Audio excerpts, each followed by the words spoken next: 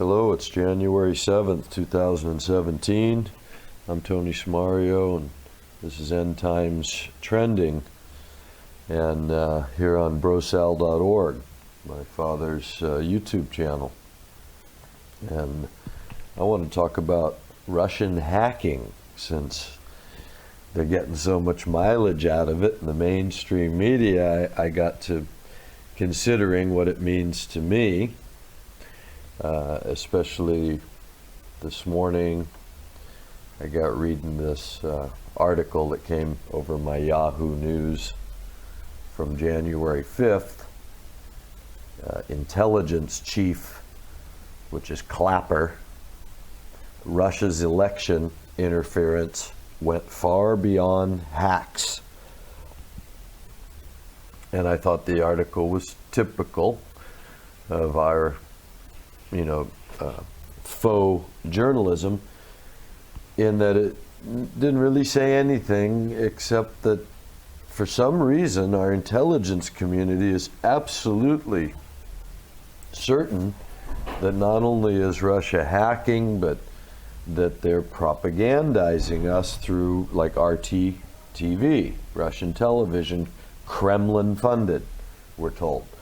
Well, of course, if they are even a quasi-communist country, then it's not a big surprise that their station is funded by the government. Everything would be funded by the government in that kind of a socioeconomic configuration. So that's, no journalism really digs up anything for us about where they can be caught propagandizing us in a way that's untrue. It's almost as if saying, hey, they're pointing the finger at me. And they're state-sponsored truth tellers. Because I feel like that's kind of what RT TV is being raised up to do, is to point the finger at a lot of this BS that comes out of the official propaganda machine. Remember, in 2013, America made it legal. It's now legal in our government to propagandize even our citizens. Ever since World War II and what we saw went on there, saying untrue things to people to try and sway the viewpoint, to aid us in war. And what the people with any kind of a conscience saw is that in peacetime, you can use that to sway people to all sorts of things that are not true, that aren't a matter of, life and death, national security sort of excuse. You can just sway people's opinions. So propaganda, is a very big tool that's been used officially as national security equipment for a very long time. And since 2013, it was made available to our government, of course, to help us fight terrorism, to propagandize our own people. Nobody can be held accountable for that anymore. So when you consider then how all of the news media seems to be in such a very small hands of people that, even though they have divergent interests, they still have an interest of keeping it in their own small hands, not sharing it with the common man, the public view. That's not really what they're interested in. They're not all interested in having their actions truly be exposed, which is what the nature of journalism was in the beginning. It was catching your masters at the stuff that gave you a little bit of power over them. You're watching them. You got your eye on them. You're going to let everybody in your community know if they're cheating on their wife, if they're skimming on their taxes, if they drove too fast in a school zone, right? Poaching the king's meat. You're going to let somebody know. And so that's the nature of journalism, is to really rat out the elites. It keeps them on a little bit of a delicate footing, a compromising footing with the mass of people. And we call it journalism, but it really started as that natural tendency of the masses to get the dirt on the people that had their say over them and instituted their laws over them. And so that's turned into something that those very people own. If you don't really believe that, then boy, I'm sorry, but the evidence is against you. You're really in the dark. So I just want to make a few points that came to me with regard to, this Russian hacking and these accusations of what's going on. I'll get back to the idea at the end, I hope, that it's kind of odd to me that this intelligence community it's so well paid and beyond scrutiny. I mean, it has so many funds that are untouchable, that are beyond public scrutiny. It has so many levels of security. There's all these black ops, these things that have been going on since the Second World War and following. We know in Vietnam, they got caught having their own airplane industry that was the biggest airliner in the United States. They're running drugs between Vietnam and America. So these guys sort of have a history of using their influence in all sorts of ways. And they can do that, of course, because they're the ones with their ear to the ground. We can go on another time and talk about what were they really started for. I think the whole Cold War idea, spying, I think that's all the cover story for what they really do, which is manipulating rulerships, because you can't just overpower all the people. You have to do it from the top down if you can. So since they have the money and they have the guns, they can use what we today call diplomacy to go into other countries and essentially threaten them, just like when you watch The Godfather. Frankie can't understand. How'd you get him to change his mind, I assured him either his signature or his brains would be on the contract. So, nothing's really any different. In fact, it's probably much more absolute in the world of ultimate power. There's certain things they're just not going to let anybody stand in the way of. Look at Kennedy and all his power. He had to get to the presidency, his father's power, that family.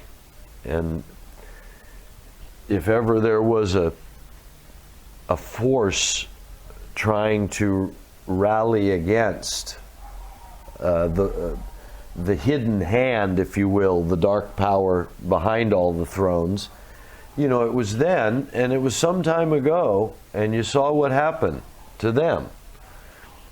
And they pretty much wiped out everybody that, they set the tone at that time. They killed Martin Luther King. They killed the Kennedy brothers. They killed Malcolm X. They killed a bunch of these, pop icons that were speaking out toward the wrong sort of future. That they weren't trying to, it was their money. They're the ones investing in these politicians, in these structures all around the world. So this CIA is what I'm trying to get to. It's a pretty nefarious organization, but you got to figure if anybody knows what's going on or has the deeper say of where the world's at, you think, who knows better than these guys? Who has their fingers in more pies than what we'd call the U.S. intelligence community? And so it's a little odd that Donald Trump just seems to know better, right?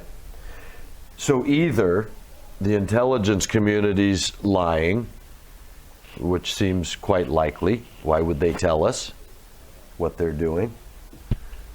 But to believe that they're just all a bunch of bumbling fools who are pointing the finger at Russia, claiming to have ironclad evidence, but Donald Trump knows better.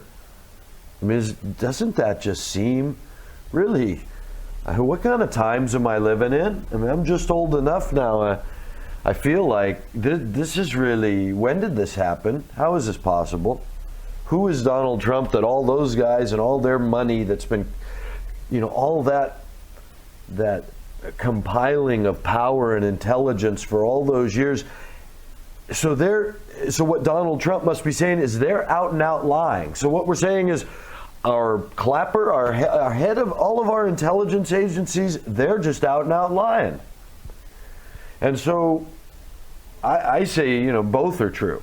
I don't doubt that ultimately someone's going to be able to connect it to Russian hacking, because ultimately we're going to go to war with Russia. But, who did it and gave it a Russian address? Come on. The fact that these guys are being questioned like this by Donald Trump shows the deeper play, in my view. It's propaganda. This is what I'm spending some time to try and get people to open their minds. Is the deeper play is propaganda. They're laying the groundwork for a war, and it's not going to come when they're saying war. That's what I want to really keep driving home right now. But this Russian hacking, I think the propaganda, when you look for, okay, what are they propagandizing us toward? What's it all pointing toward? You look at the Edward Bernays, where propaganda comes from, stirring emotion to get us to look beyond rational thought, to act in a way that we can't back up through any kind of logical thinking. And so what are they pushing us emotionally into? I think you have to look at the Hegelian dialectic, the divide and conquer prescription, right? Working together. The Hegelian dialectic gives them that's the MO. Chaos and control, right? Order out of chaos. Just like in the old Get Smart. Chaos and control. And so we know they're creating chaos to get the control. And so, right, so we need to keep people fighting each other so they don't fight us. I mean, that's what you got to be thinking if you're them. You own all the guns, so you can feed them to whoever you want. And so how do you do it? You offer power, and you feed that power through giving some people guns and to kill other people that you gave guns to before, or that you won't give guns to because they won't do your bidding. So now, all of that now, so you're propagandizing the people because you're trying to divide them against each other, and you do that by creating chaos so that your solution's the one that everybody jumps to. And then that's all leading toward, violence and hostility. Why do you want that?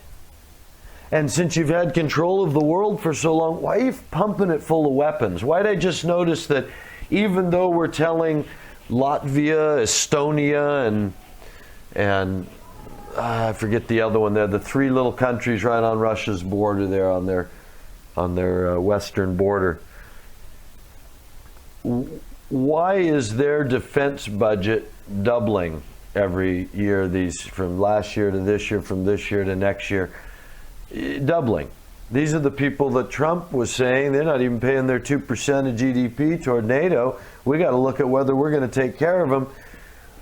They're spending, where are they getting that money? These poor little countries trying to stave off Russia. Why has all this hostility been, which you can see has been bound to happen, not been intercepted long before it gets to this? And why, for the people who have been watching what's bound to happen, been fueling it with more weapons? Why has Russia been developing a military with parity to the United States? I've talked about that. How did that even happen? Don't listen to the propaganda. Sorry, you guys. You better have a deeper explanation than the propaganda machine that's been at work for 100 years to tell you about the red menace and commies around every corner, get us to snitch on each other. I think my neighbor went to a communist meeting, right? Why? Because they were really worried about communists? Apparently not, right? Russia went broke and the wall came down, and we never did have any communists take over our country, like I'll bet we're never going to have any terrorists taking over our country. But as long as you got that scare, you got that Edward Bernays propaganda factor keeping you in fear.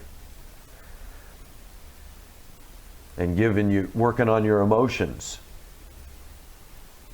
And so that emotional world dividing you into your red team or blue team, which gives you the direction, predictable. You're going to go in the direction that they've got the red and blue teams going.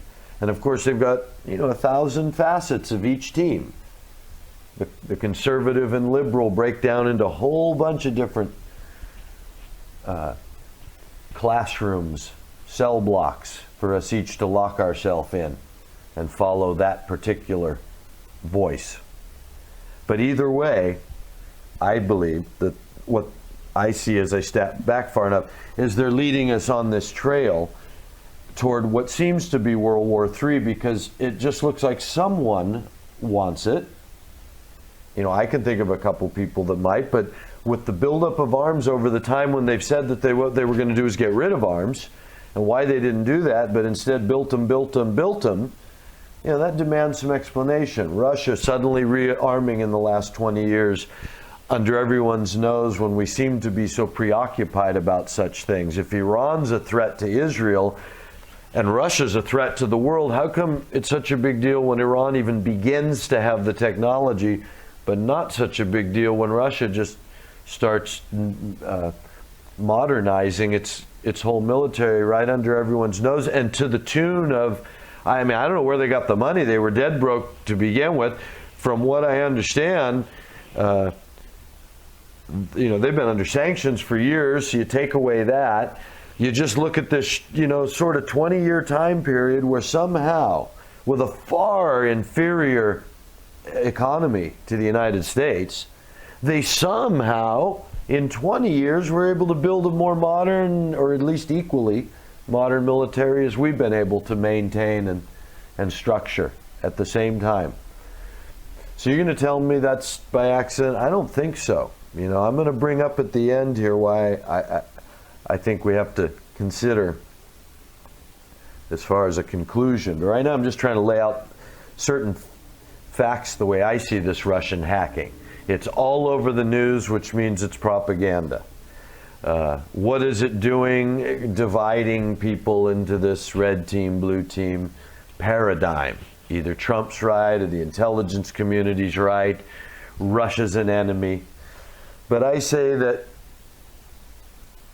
that's all going toward this World War III that either benefits the Zionists, right? The plan of the Zionists, take over all that Muslim land. So you can look at it as the Zionists are prompting the U.S. to fight a war to get all that land. That doesn't make sense why we're bringing Russia into it to be a world war. The bankers, but they already own Russia. Same bankers funded the Bolshevik Revolution, right? There's already a central bank in Russia. The Freemasons, those are the other people that you can look at. What do they want? One world order, new temple, all-seeing eye, one world religion. Some people say Luciferian religion. So the point still being that on the surface, there's no reason to have a world where every poor country, everybody's dividing up sides and using weapons and only talking about balance being achieved through weapons. It doesn't make any sense unless you're going to go to war. And so I believe someone wants World War III, so that would say all the propaganda, therefore, is somehow pushing toward a World War III. And then this President Trump idea, how'd that happen? That's really off the charts, isn't it? Who supported him? He just came out of the closet, his own money, like Ross Perot. How far did Ross Perot get? Ron Paul was a pretty significant opportunity for Republicans to put up a person of the people, or that the people seem to love. He's still a guy of all the American politicians, especially the higher up ones that become president, vice president, senators for a long time. When they retire, do you ever hear from them again, really? They go on, speaking tours to colleges and corporations for a lot of money, to talk to elitists. But do they ever connect with the people? Ron Paul's got a website and a YouTube channel and all that where he's still talking that liberal trash that not even Al Gore's got any traction left with that grassroots individual American trying to get a grip on their government. I mean, Ron Paul's still got that kind of thing going on as he's retired. So I don't know if he's deep cover. I don't know what he is. All I know is his talk, like Bernie Sanders, was a lot closer to what the popular vote would have revealed. So you're telling me that Donald Trump comes along, he's about to dismantle everything that the CIA and all these people, he's going to just call them on their BS. He's going to pull back and not go to war with Russia when they know Russia's a real threat. And you're telling me he just still gets to run he got more airtime than anybody, right? Which took the airtime off Clinton, being made to look like such a criminal that no one could possibly vote for. They brought that in the last week. But that could have been from a year before if it hadn't been for Donald Trump. And then the Democrats might have had to present somebody else, and who else? Maybe a Bernie Sanders, and then it would be impossible to hide that the popular vote was all for somebody else. So this way, with the criminal and the game show host, they were able to hide the fact because they were both equally hateable, equally deplorable, equally, criminal. And so you could say one won the popular vote. That's unbelievable, but I say you got to ask how and why did this, propaganda happen right in front of our faces. They took a game show host, a pig. They even showed you he was a pig. They let him talk like a pig and make his whole campaign like he was just some brazen son of a gun, John Wayne. He was going to say it how it is. He didn't care. It's just billions of dollars on the line. Here's a guy that doesn't pay any tax. I mean, these guys could have put him in jail. They could have put a bullet through his head. They could have done anything, but he's just going to walk all over the system. I mean, that reeks of someone saying, Donald, here's your part. You're the maverick. You're untouchable. You're going to be president. And you can say all of these things. Here's your talking points. When you talk about Israel, you talk like you'll walk into the crowd and knock somebody over the head if they don't support. You say anything you want because you are going to be president. We're not worried about that. We want you to act like a big shot, like you don't care what you say. I mean, that's the way it went off. How could that be real? If he was really against anybody that owns this system that he's now going to dismantle? I mean, he's just going against our own intelligence community. So, as if he's got any power that the senators and congressmen, who's been paying them all along? You mean they're all just going to vote with Donald because they're Republican? Those Republicans haven't been getting their money from Wall Street, just like the Democrats? Doesn't everybody know that's how the system works? They're suddenly going to vote with Donald to dismantle everything that they've been building all these years. No, come on. It's propaganda, all right? President Donald Trump through free elections. Okay. So I say if you believe that, refer to these first 3 points I've been making. Propaganda machine, Hegelian dialectic, divide and conquer, World War III. That's what all this is pointing to. Now, the bigger point I want to end on is that a few quick quotes from our eschatological view. Through peace, he will destroy many, Daniel says of this, what's been identified as this final Antichrist. Forgetting for a moment that most people have no idea what that Antichrist means. But whoever it is, this final world ruler everyone's waiting for, Daniel sees that it's through peace he'll destroy many. Okay. It also says, I believe in Revelation, that he shall deceive many. This final ruler we're expecting. So now we got deception and peace. Jesus told his disciples that this final deception would fool the very elect if that were possible. So not only is it going to be such a great deception that even the very elect will be taken by surprise, but the word fooled will be fooled. Even the very elect would be fooled. It's something that's going to fool us, right? So that says not straightforward, okay? Fool you. So prepare for peace that comes by deception, and you're going to be fooled, according to Scripture. And then Paul, of course, famously says that when they, meaning Jews and Gentiles, because he had just said that you, brethren, are not in the darkness, separating his brethren that had seen this light of the Messiah from the Jews and Gentiles that he was referring to. And when they, the Jews and Gentiles, say peace and safety, sudden destruction comes upon them. So I just look at these key words, right? It's through peace many will be destroyed, through deception, that the very elect would be fooled. And at the time when they say peace and safety, sudden destruction. So that all fits quite neatly together. That makes me ask, well, what deception towards peace and safety then does Russia play in this propaganda? So I would call your attention to the Cold War and how that all played out. Stalin, the end of World War II, being given essentially Eastern Europe to divide up. I say in this picture, I want to finally refer to as the supposed Albert Pike prediction, without having to argue whether Pike wrote that or not. Let's just say somebody, William Guy Carr, wrote it in the 50s, and here we are. Since then, Cold War established Russia as this enemy at that time, that, just following what William Guy Carr wrote.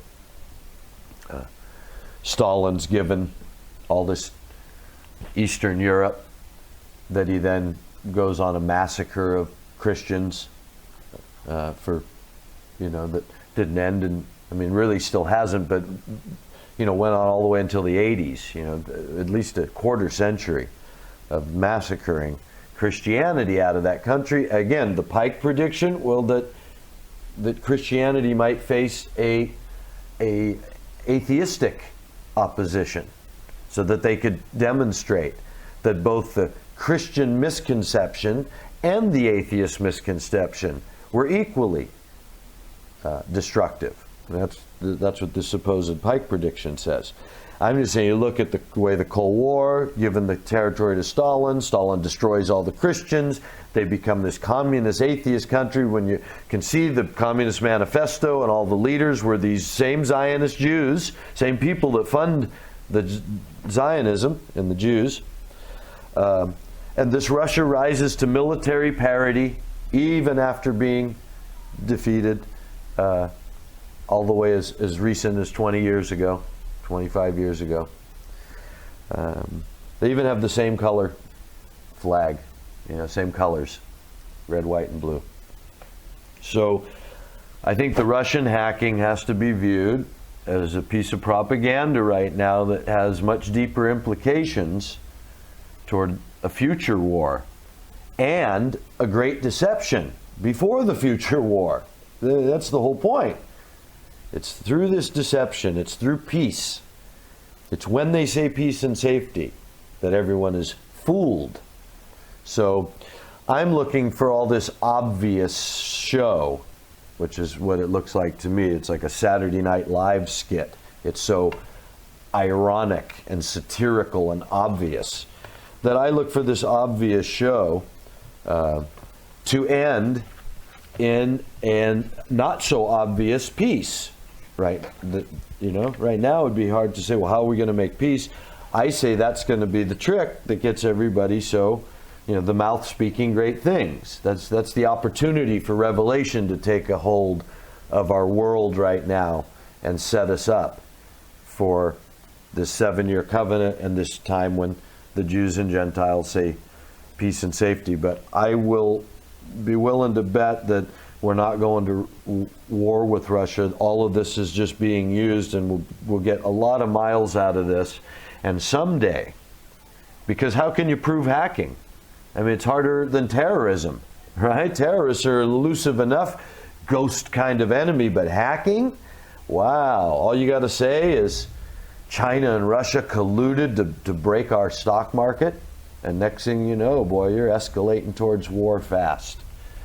So I believe it'll be something like that eventually, but not until after we see a peace covenant, a mouth speaking great things. And so yeah, don't be alarmed by this Russian hacking. Just follow it like it's a cleverly disguised deception designed to fool you into accepting their peace and safety as reliable, when in fact it is going to result in war, because their Messiah, their miracle working Messiah, is going to be the false Messiah. At least to tie it all into our deeper eschatological view, that's what we got at the moment with Russia. Thanks for listening, guys. Talk to you soon.